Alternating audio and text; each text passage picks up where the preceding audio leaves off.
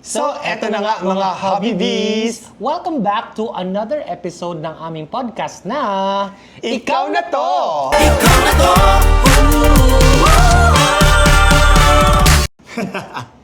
And for today? It's a very special episode because today is The day before my birthday. so this is a birthday episode. We're gonna talk all about Hobby Rai. Kaya kami lang dalawa today sa podcast na to because ang pag-uusapan natin all about Hobby Rai. Actually, wala akong alam kung anong pag-uusapan namin. So, hayaan ko si Happy David kung anong flow Yes. ng It ating was a podcast very na to. random decision na sabi ko na Yes. pag-podcast tayo. It's your birthday. Let's do something about you. Oh my God, what about me? How old are you now? I am turning 25. Oh! Ay! 45 na po ako sa mga hindi nakakaalam. 45. Yes, I'm 45 years old, my God. But to me, you're always a baby. Yeah, to you, I'm always 25. No, to me, you're always a toddler. A toddler, like I feel lagi. like para kang baby sa akin lagi. Like 5 years old, ganun. Yeah. Tell me more about growing up. Ako mag-i-interview kasi birthday niya. So Oo ako nga, mag-i-interview. ako nasa hot seat today. Yes. Tell me about you growing up. What was birthdays? What were birthdays like? How was how did you celebrate your birthdays when you were Growing younger? up, hindi talaga ako nag-birthday kasi wala naman kaming pera noong unang panahon. Ang natatandaan ko lang, core memory ko, na nag-celebrate ako ng birthday ko was when I was 7 years old. Sa Sariaya, Quezon yun, sa dining room namin. Ang hindi ko malilimutan nun, bukod of course sa mga pansit tsaka cake, is meron kaming dessert na avocado na may gatas. Hindi ko makakalimutan yun. May Sarap yun. avocado na may gatas. Yun Nilalagyan yung- ba ng yelo? Ng yelo, correct. So yan yung aming ano. Pero may birthday ako, natatandaan ko yon 7 years old. And then after that, hindi talaga ako nagse-celebrate ng birthday. I can't remember any. Kasi nga wala kami masyadong pera. Pero at least nung nakakapaghanda. nakapaghanda kami nung 7 years old ako. I think I remember that. Tapos, there was also one time na nung high school naman kami, binigyan ako ng pera ng nanay ko. Tapos, anong birthday ko ni mama. Tapos, nilibre ko yung mga core friends ko nung high school sa McDonald's. Tapos, yung sa McDonald's, ang aming in-order nun, parang tig 29 pesos pa lang yata nun ang burger, spaghetti, at saka Parang naabutan fries. ko yan. Parang ganyan. Yun lang. Other than that, wala akong walang iba. Parang ganun lang. Usually, hindi ako naghahanda. Kung maghanda man ako, very rare. Hindi lagi, hindi every year. But you're telling me about the 7th birthday mo, 7-year-old ka nung nag-birthday na binigyan ka ng budget. Hindi nga, 7 years old, naghanda si mama. Nung high school ako, siguro mga... Okay, got it. 7 years old ka, naghanda yung may papansit. Ganon. pancit cake, kwento tsaka yung mo, avocado. Yung avocado. Yun. Then high school ka, yung binigyan ka ng budget ng libre ka ng friends mo. Yes. But it's not... Hindi ako nilibre nilibre ko yung mga Nilibre friends mo ko. yung mga friends Correct. mo. But in other years, there were years na wala talagang handa. Oo, wala akong matandaan. Or kung meron man, siguro binibigyan ako ng pera, ganun, mga 500 pesos, siguro ganun, or less than that. Pero, it's something na hindi ko parang ini-expect na laging may handa. Ganun. Ganun lang. Tapos, nung college, parang nung naghahanda-handa na mga pansit-pansit, mga simple lang, sobrang simple. You grew up in a very simple na lifestyle. Sobrang simple. And you were very content with that na? Yes, and even wala akong mga bagong damit or anything. Kasi usually pag bata ka, di ba, or pag may birthday ka, di ba, parang, maganda ka, bagong damit, bagong ganyan. Wala akong ma-remember na ganong memory sa akin. Walang gifts, ganun. Walang gifts, wala nila akong matandaang gifts, ganun. Do you think that has a positive or a negative influence to how you see life and how you celebrate life now na meron ka na? Absolutely. Kasi nung bata ako, parang kontento na ako sa kung meron kami. But, yung advantage sa akin nun is parang nakikita ko yung mga classmates ko na naghahanda, ganyan, tas maraming pera. Ako naman parang growing up, parang iniisip ko na parang someday, magkakaroon din ako ng pera. And I even remember, there was one time na, hindi ko alam kung high school ako or college noon. Parang doon kasi sa bahay namin sa Lucena, meron doon parang open area. Tapos nakahiga lang ako doon. Yung bata ka kasi usually nakahiga ka lang, nagmumuni-muni ka, di ba? Paggabi, tapos nakatingin ako sa sky. Tapos nakakita ako ng airplane. Nung nakita ko ng airplane, sabi ko, balang araw makakasakay ako ng aeroplano. Ngayon, ilang Ganon. aeroplano na nasakyan Ay, hindi ko mo? na mabilang. Pero ganon, parang there was always this motivation inside me na parang I have to do better in life para yung mga gusto ko is makuha ko. Ganon. So, kasi hindi naman mayaman ng pamilya namin, yung yung means namin sa families, parang sapat lang, minsan kulang pa. Para yun yung nag-motivate sa akin. Parang growing up, hindi nila ako nag-expect. Sabi ko na lang, siguro, someday, makakamit ko din yung mga gusto ko. Ganun. People have various responses to poverty, to challenges, to difficulties. Some people are the type that would rebel and hate and really para bang ganun kasi ganito ang buhay ko so mag-a-addict na lang ako, mga ganun. There are others also who are very complacent and parang defeatism. Tama ba yung pagkasabi ko? Defeatism.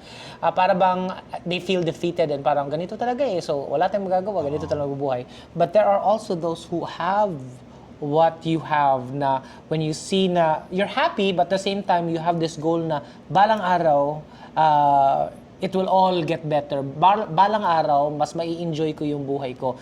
And you found the key to that goal was education, correct? Yes, education. Kasi si ate, yung ate ko, si Ate B, lagi niya akong nire-remind nung high school ako na parang, Ryan, kung gusto mong makaahon tayo sa hirap, mag-aral kang mabuti. Tapos para magkaroon ka ng magandang trabaho, makaahon sa hirap, ganon. I remember. Yun yung laging sinasabi sa akin ni ate. May mga times kasi na even nung high school ako or elementary ako, bata ako, na umiiyak ako sa gabi. Parang I was questioning na bakit ganito yung buhay namin, bakit ang hirap ng buhay, bakit iba yung pamumuhay ng mga kaibigan ko, ganun. Hanggang sa, yun nga, lagi ako nire-remind ni ate na, sige, mag-aral kang mabuti para makaahon tayo sa hirap. Kaya yung ate ko, sinuport ako. So si ate yung lagi nag-remind sa akin. And growing up, so yun yung lagi nasa mind ko na hindi naman talaga ako kasi sobrang, siguro studious ako nung elementary ako. Pero merong times na parang na-insecure ako. O hindi naman insecure, parang intimidated ako sa mga classmates ko na magagaling ganyan. Pero nung nag-high school ako, third year high school, I remember, doon ako nag-flourish. Na parang, ay teka lang, this is it. Parang, Gumanda yung grades mo high school na. this is my time. Parang gano'n. Nung high school ako, third year high school ako, naging honor student ako. Hanggang sa graduate ako ng high school, na nag-second honorable mention ako, top 4 ako. Actually, marami nagulat nun. Pero hindi ko alam, basta I just did my best. Tapos hanggang sa nag-college ako, nung nag-college ako, I even remember na, anong course ang kukunin ko? Sabi ko, may kaming kapitbahay na CPA. Tapos sabi ko, parang gusto ko din maging CPA kasi parang magiging mayaman ako kung magiging accountant ako. So, nung high school ako, nung dahil sa kapitbahay mo, dahil sa mayaman kapitbahay namin, na CPA. Oo, na may pera, ganyan. Sabi ko, may pera sa accountancy. So, nag-accountancy ako. Kaya nung high school pa lang ako, alam ko na ang kukunin ko is accountancy. So, hanggang graduate ako ng college, I graduated cum laude. Tapos, hanggang sa pumasa ako ng board exam, doon na nag-start. Tapos, I even remember nung nag-start ako, mag-work. Kinakwento ko to lagi, no? Kasi nga hindi naman kami mayaman. So, sabi ni mama, merong opening sa isang local bank sa Lucena, doon daw ako mag-apply. Sabi ko, ayoko. Kasi may pangarap ako. Gusto ko sa makipagsapalaran sa Manila. Your mom was simple in her dreams. Simple na lang si okay mama na yan. kasi probinsya, ganyan, di ba? Parang kay mama, pag nagtatrabaho ka sa bangko, okay. Parang ganon. Pero for me, my dreams are bigger than that. You had bigger dreams. Parang I have bigger dreams. So sabi ko, gusto ko magpagsapalaran sa Manila. Kaya nung nagkaroon ako ng opportunity na maghanap ng trabaho sa Manila dahil sa kapitbahay namin, kay Ate Lotlot, shoutout kay Ate Lotlot, na sinabi niya na, gusto mong sumama muna sa akin sa Manila, mag-apply ka ng 1 week, ganyan, tapos i-try mo. Sabi ko kay mama, sige, sabi ko sa nanay ko, gusto kong i-try. So, pamasahe, binigyan ako, tsaka konting baon. And I was very thankful because nung pumunta ako doon, nakitira ako sa bahay. And then, on my parang second day, na paghahanap ng trabaho, nagkataon na yung pinuntahan kong airline company, domestic airline company. Hiring sila ng parang accounting assistant, ganyan. And then, magpapasa lang kasi ako ng mga CVs, ng mga resume. Nung nagpasa ako, nakita nila yung resume ko, nakita nila kung laude ako, ganyan. And nagkataong may exam nung araw na yon. So sabi nila sa akin, mag-exam ka na. So nag-exam ako nung same day na yon. Tapos pagkatapos ko mag-exam, dinat yung interview kasi bumasa agad ako sa exam. Bumasa ako, interview ako hanggang sa pumunta ako sa CFO, in-interview ako ng CFO. Tapos umuwi na ako that day, siguro mga past 5 p.m. Habang nakasakay ako sa MRT, nag-text na agad sa akin yung company. Sabi sa akin, tanggap na daw ako. So within that whole day na recruitment process, Swerte! parang sobrang swerte ko. Parang feeling ko, oh my God, totoo ba to? Parang ganyan. Bagong salta ka sa Manila pa. Bagong salta ako sa Manila. Kaya nung natanggap agad ako nun, tumantuwa ako. So, umuwi ako ng probinsya after mga 5 days, ganyan. And then sinabi ko sa nanay ko, sa ate ko, na mayroon akong trabaho, nakuha ko sa trabaho, kailangan ko mag-start. So, ang next struggle naman namin is, paano ako magsisimula sa Manila? Eh, sabi ko sa nanay ko, gusto ko talaga mag-work doon. So, hindi naman ganun kalaki ang sweldo, by the way, nung nagsisimula ako. How much? Ang sweldo ko nun parang 7,600 pesos. Tax, hindi ko lang kung may tax yun or what. Basta mga 7,600. Ang natatanggap mo? Per month. Tapos, So, 3,500 kada kinsena. Oo, parang 3,500 kada kinsenas, parang ganyan. Tapos nung nag-start ako, sabi ko, ano susutin kong damit? Kasi wala akong mga damit na pang office, ganyan. So naalala ko si mama, ito lang yung kinikwento nung nag-start ako, is binilhan ako ng nanay ko ng 2 ukay-ukay na long sleeve. Isang kulay pink, isang kulay blue. And then, dahil kailangan ng kutson, wala kami pambili ng kutson, binitbit ko yung kutson na luma nilagay ko sa trash bag na kulay itim na malaki. Binitbit ko, tininicycle ko, binas ko, ginip ko, lahat. Papuntang Manila. Oo, so ang baon ko, yung kutso na yun, yung small mattress na yun, tapos yung 2 ukay-ukay na long sleeve, tapos yung luma akong pantalon na pang college, yung kulay black, na usual, at saka 1,500 pesos. Yung 1,500 pesos, baon ko yon for 2 weeks, hanggang sa sumweldo ako. Tapos, nung nag-start na ako doon, ang hirap kasi gigising ka maaga, bago ka malit, di ba? Kasi bago ka mag-work, excited ka din. Tapos magta-travel ako from Ugong Pasig, papunta ng Nicol, sa may hangar. So yun, doon na lahat, pamasahe ko, nandun na lahat. Tapos, Dalawa lang yung polo mo niyan, di ba? dalawa lang. Yung pink at yung blue. So, salita. So, everyday Salitan lang yun, naglalaba nilalaba ka. ko yun, kinukus ko. So, Tapos, paano pag walang araw? ayun, namamaho din yung damit ko, pero tinitiis ko. Pumapasok ka pa rin Oo, kahit tapos, mabaho. natandaan ko, nung first sweldo ko, binigay ko yung kalahati ng sweldo ko sa nanay ko. Kasi sabi nila, dapat daw sa first sweldo mo, bigay mo daw sa nanay mo. Sabi Kahit ganon. ang liit ng sahod Kahit mo. maliit yung sahod ko, nagtira lang ako ng parang 2,000 pesos sa akin. Tapos, yun doon na nag-start ang career ko. 2,000, pinalago ko na yun. Tapos, hanggang sa nahirapan na ako, lumipat ako ng mga boarding house para doon sa mas malapit sa company, para naglalakad lang ako, para tipid ako sa pamasahe, nag-overtime ako, ganyan. So, doon na nag-start ang career ko. It's easy to say, like, for example, no, bagong salta ka sa Manila, tapos, agad-agad may interview na may exam pa. Yeah. So timely, parang coincidence na may interview dyan din at meron ding exam at pumasa ka agad. So parang, that's very rare because a lot of people pumupunta ng Manila, ilang buwan na wala pa rin trabaho, di ba? Kaya kung ano na lang mga trabaho pinapasok nila. It's easy to say that you were lucky. But I would like to believe that you are actually reaping blessings because you are also very generous. Like for example, kahit maliit yung sahod mo nun, you were not selfish in giving back to your mom kasi alam mo, tinulungan ka din niya na pumunta ng Manila kahit konti-konti lang na ibigay ng mama mo. But you've always been generous Oo. since then until now. Tapos kasi sa mindset ko lang is parang kung napagkasya ko yung 1,500, kaya ko siyang parang kaya kong ituloy. Parang gano'n. Parang feeling ko kaya kong ituloy na parang dila-dilatso palakihin, parang gano'n. To the point na parang kaya ko naman magtiis. Kaya kong kumain ng pansit kanto na ulam. Longganisa natin sa 750. Hindi ka maluho. Hindi ako maluho.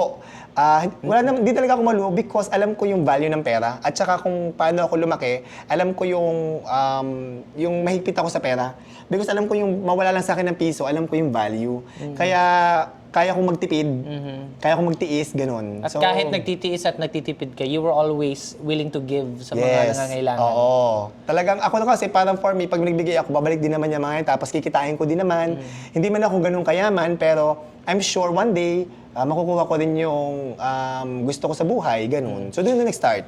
Kaya nga sabi ko is, yes, naniniwala naman ako sa swerte din talaga. Pero yung swerte natin, it's based din on what energy we give out. You give a lot of good to this world. You give out a lot of positive to this world because you are generous, you are kind. And kaya kasi ni swerte because of that good karma din. I'd like to believe na totoo yan. Kasi siguro meron ding aspect na I'm very driven, motivated. to do my best. Hindi lang sa buhay, hindi lang sa trabaho, kundi sa in life, life in general, yeah. Mhm. You talked about your ate na siya ang nagpaaral sa'yo. Ganon Si kayo ate. ka-close, di ba? Paano ka napag-aral ng ate mo? Nag-work na ba siya nun? So si ate, kasi nurse si ate, registered nurse. Pero dahil nga maliit ang sweldo ng nurse nung una, in fact, magbabayad ka pa yata para lang makapag-trabaho. Alam mo yan, because registered nurse ka, di ba? Registered nurse ako. Ikaw So, yung pa magbabayad sa ospital para lang makapag-experience. Diba? Yes. So yung ate ko, nag-sacrifice siya. So dahil hindi ako matutustusan if ever na gano'n ang mangyari. Kasi wala naman trabaho nanay ko. Nag-racket-racket lang si mama. Si ate, nag-teacher siya sa mga preschool, ganyan. Tapos doon ako tinustusan ni ate ng pag-aaral ko. Ang laking impact ng ate mo sa buhay mo. Oo, In sobra. fact, when I first met you, I saw how your relationship with your ate, para mo siyang nanay. Para Correct. siya ang yung tumayong nanay Oo. sa'yo. Yes. Ganun. Kaya ganun yung, mas na-notice ko nga yun, kung ano ang gusto ng ate mo, anong mga desisyon ng ate mo, anong mga opinion ng ate mo, Nagmamatter. ang laking impact sa'yo because Oo. you looked up to her. Yes, I look because up she to her. was a guide to you. Yes, ginide ako talaga ni ate. So, gano'n. You mentioned na si ate nagpaaral sa iyo kasi wala din namang kita ang nanay mo and your mom had a life going on din that time. Where was your dad in all of this? Madami nagtatanong yan. Saan ang papa ni So, yung, Habiray? ayan, maraming nagtatanong sa tatay ko. Yung tatay ko kasi, Chinese siya, 100% Chinese. Pero naghiwalay kasi yung nanay at tatay ko nung bata pa ako. I was 10 years old nung naghiwalay sila. Tapos yung tatay ko, parang na-bedridden siya, nagkasakit siya, ganyan. So, pero yung tatay ko, siya yung nagpapabaon sa akin. Sa amin, ng magkakapatid, nung elementary at saka nung high school. Your dad was financially okay naman? Hindi siya financially okay, stable, pero meron kasi kaming bahay sa Quezon, nung nandun pa kami sa tatay ko, na may renta doon kumukuha ng pera yung tatay ko sa upa. Okay, may parang small business. Hindi siya small business. Actually, yung bahay mismo, pinaupahan. Yung dati namin bahay before kaming umalis doon. Tapos yun yung doon kumukuha ng pambaon ang tatay ko sa akin. Tapos hanggang sa nagkasakit yung tatay ko, bedridden, kinuha ng ate ko. Yung tatay ko. Tapos nung kinuha ni ate, syempre bedridden yung tatay ko, kami yung naglilinis kay papa, sa mga ganyan. Tapos my father died nung nag-start ako mag-work. Nung mag-start ako mag-work, doon namatay ang tatay ko, na heart attack siya. Nag-start pala ako magtrabaho noon, 2003. 2004, parang ganyan, nung namatay yung tatay ko. So yun, pero yung tatay ko was always very supportive. At saka alam mo yung tatay ko, never ako niyan kinahiya. Kasi alam niya bading ako. Oo. Pero never akong pinalo ng tatay ko. Oo. Never akong pinalo. Never din niya akong kinahiya na alam niya kahit bading ako. Oo. Kasi nung bata ako, nakita naman na pero never niya akong pinahiya or what. Pero love na love ko yung tatay ko. So, and I'd like to believe na kaya rin ako ganito sa life is because ginaid din ako ng tatay ko. He was Kasi very supportive. He was very supportive at lagi akong nagpipray. Sabi kasi nila, pag kinakausap mo yung mga namatay na, nakikinig yan. Tapos lagi kong pinipray na tulungan mo ako. Even until now? Yeah, even until now. Na tulungan mo ako, i-guide mo ako para sa family, ganyan. I believe that too. I know, you know what, I grew up in Christian na environment. So, hindi naniniwala sa ganyan. Sa born again kasi or sa evangelical, hindi naniniwala sa ganyan. And I can understand na there will be people who will disagree. Pero I believe in what you're saying na I have this, my dad also died, di ba? Simula nung namatay si Papa, I also have that feeling na I can talk to him. And minsan naririnig ko boses niya. So you have that also? Oo, kinakausap ko talaga yung tatay ko. And I always pray na parang, in fact, pag uuwi ako ng Quezon, from work, di ba, sa Manila, pag uuwi ako ng Quezon, tapos dumadaan yung bus dun sa may cemetery ng tatay ko, pag dumadaan yun, ipipray ako lagi. Tapos dahil yung kinakausap yung tatay ko. And, ikwento ko lang, meron one time na, hindi ko alam kung maniniwala ako or what, pero nung nag-start ako sa career ko, meron akong time na very vivid sa aking memory na panaginipan ko yung tatay ko na sobrang daming poops ng tatay ko. Like, ang daming poops niya. Tapos kasi kaya ganun, kasi ako din kasi yung, nung binibisita ko yung tatay ko nung bedridden siya, nililinis ko yung likod, yung sugat sa likod niya, ako naglalaban ng kanyang mga shorts, tapos yung shorts niya, siyempre may mga poops, tapos nilagyan ko siya ng diaper, ganyan. Tapos napanaginipan ko lang one time na ang daming kalat ng poops ng tatay ko. Hindi ko alam, sabi nila kasi swerte Sa daw yun. panaginip daw, pag nanaginip ka ng poops, ibig sabihin daw pera. Sabi nila. Kaya hindi ko lang kung naniniwala ko, pero very vivid na talagang napanaginipan ko yan. Now, would you say you were closer to your dad or to your mom? Sa totoo lang, hindi ako close sa pare. Kasi middle child din ako in a way. Hindi ko alam, merong, syempre, yung panganay tsaka yung bunso, usually, di ba, nandyan lagi yung mga laging favorite sabi nila. Pero, hindi naman siguro. Pero, ako kasi, very independent ako. Independent na laman ako ng kalye. Kami dalawa ni Daddy B. Lagi kami nasa kalye, lagi kami wala sa bahay, ganyan. Lumaki kami parang sa lansangan in a way. Hindi naman lang totally, literally sa lansangan ka tumitira or what. Pero lagi ka sa aming mga, alam mo, pag bata ka, di ba, may mga barkada ka, ganyan. So, dun ako. Pero, I wouldn't say na close ako pareho. Pero, I know that they care for me. Remembering your father, what is set aside natin he wasn't rich, so wala kang minana for sure. Wala akong minana. May minana kami, sobrang konti lang. Ayoko na sabihin, pero yeah, sobrang... I remember that. Hindi, Oh. kulang pang pambili ng ng sofa siguro. I remember that. Okay, set aside financial, what is something that you learned from your father? Anong something na namana mo sa kanya na hold on to, na hindi financial? Hindi na minana ko sa tatay ko. Siguro grateful ako dahil sa tatay ko ako nagmana in terms of my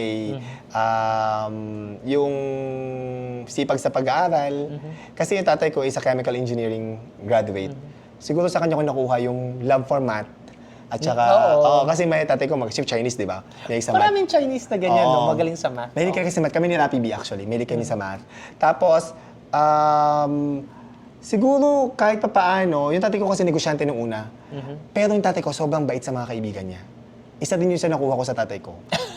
Tingin ko, sobrang bait. To a fault. To a fault na yung tatay ko na parang binigyan niya lahat tapos nung nawalan siya ng pera, nawalan na rin yung mga friends niya. It's sad pero nangyayari siya. Pero ako naman hindi. So, siguro yung kindness na kuha ko din sa tatay ko, in a way. Yeah. Siguro yung sa tatay ko lang is medyo na over. But you should learn from that. No? Kasi yung tatay mo, as you said, bigay ng bigay. Nung meron siya, bigay ng bigay. Oo. Nung nagkasakit na siya, so wala na siya. Unti-unting Lahat nawala. ng mga binigyan niya, nawala. Naglaho. Unti-unting nawala sila. Walang tumulong sa kanya. Sino ang tumulong sa kanya? Kayo. Oo. Diba? Actually, Kayo. hindi, The children. Kami ni ate, of course, na yung pag-aalaga and everything. Pero alam ko, yung tatay ko, very close din sa kanya mga kapatid. Sa yung mga kapatid niya was also very helpful sa tatay ko. You should learn from that too, to know and to identify sino yung mga dapat tulungan mo. Kasi ikaw sobrang bait mo. Yes. There are a few people na nanonood sa vlogs na they feel that we're scripted or na iba yung personality natin sa vlogs at sa actual or sa real life. But those who really know us, especially you, know how generous you are to a fault. And ako nga yung nagbabalanse sa kanya because many times, ang bilis magtiwala ni Habiray. Sobra. Sobra yung trust ko. To the point na nasa-scam niyan siya ilang beses na. Totoo yan. Kasi very trusting kasi ako. Papautang. Ganyan lahat. Pero ako kasi... Ako nga yung... Sorry. Sige. Ako nga yung type na pag... kahit sa employee, si Habiray, kung pwede, pagbigyan niya ng trabaho lahat, ako yung parang kumukontra na wait muna. And nakailang beses tayong napaso, pero I'm thankful na you are learning. Yes. Pero naniniwala kasi ako na kung ano yung binibigay mo sa universe, bumabalik sa'yo tenfolds. Naniniwala ako dyan. I agree. Ay, isa yan sa mga reasons bakit tayo naging close. Pero, syempre, pag nakikita mo nang inaabuso ka na, syempre, meron din naman akong tao lang ako. Syempre, di ba? Alam ko din yun kung kailan ako magsasabi ng stop or no. Yeah. So, yun. Sometimes you also need people around you to remind you, di ba? Yeah. That's why we have to keep people na mapagkatiwalaan. Yes, true. 45 years old. In your life right now, ang dami mo nang na-achieve. Nung bago pa lang tayo, ano pa lang yung position mo sa kumpanya nun, I knew that your dream was to be CFO. Na-achieve mo yan. Tapos ngayon, ang dami mo na ding na-achieve sa goals mo sa buhay mo. What else is there for you? What else do you wish for at 45? Oh my God. Kasi looking back, parang for me, lahat ng mga experiences ko in life, parang minold ako kung sino ako ngayong, lahat ng success na meron ako, it's because of those experiences. Na talagang ang dami ko natutunan and everything. Nakita ko yung sarili ko, nag-push sige ng mabuti. I did my very best sa trabaho and all of that. Tapos ito nga, sabi mo nga, na-achieve ko na yung parang career highlight ko. Na to the point na ngayon, parang ano pa ba ang gusto ko? Actually, kung meron man akong gusto right now na parang nakikita ko na dapat na need ko ma-achieve is really a family na kompleto. Kasi meron ka na, I have you in my life, meron akong magandang career, and then ang kulang na lang talaga is baby. Tingin ko kasi baby na lang ang kulang para mas masabi ko na parang I think I've done enough in life na pag nakuha ko yung baby, kompleto na. Parang ganun. Yeah. Well, I remember us talking din about wanting to have a baby, and it's something that we've been praying for and Yeah. hoping for, but I also believe na it's not just because ang baby ko kompleto sa'yo, but you and I talk kasi na we still have so much more to give. Yes. And nung dati, sabi nga natin, paano pag namatay tayo? Correct. Saan pupunta ang properties natin? Yes. Ang sagot mo sa akin is, bahala na sila mag-away-away. Bahala na sila mag-away-away, basta enjoy natin. Enjoy natin. Tapos pag namatay tayo, bahala na sila mag-away-away. Sila na yun. Wala tayong pakialam, patay na tayo niyan eh. Ganun. Oo. But now, naisip ko, maganda din na may Legacy ka. magmamana, Oo, may legacy, may legacy. na ipapasa mo na we hope when we have that baby, hindi lang yung financial and yung material yung ipapasa natin sa kanya, but we can teach that child on how to live in a challenging world. And in a good way and being a good person. Yun ang gusto ko talaga. Siguro maganda din yan parang bukod sa mga like properties na sinasabi mo, financial stability and all of that, gusto ko din kasing maranasan maging isang tatay. I think, siguro kasi growing up nga, hindi ko na kasi bata pa nga ako. Tapos Iiyak ako sa'yo. medyo malayo ako sa tatay ko. Parang for me, parang gusto kong maranasan maging tatay. Ganon. And even at 45, kaya nga nung tinanong mo ako ano pa ba yung gusto ko, siguro yun lang. Parang gusto ko ma-experience maging tatay, mag-alaga ng anak, tapos magpalaki ng mabuting tao. Tao. I think it's a good thing. I think that's a good purpose in life as well. That's something that you wish for and pray for right now. And we're Yes. setting our intentions na hopefully God will answer that prayer. Yeah. Not just for you but for both of us.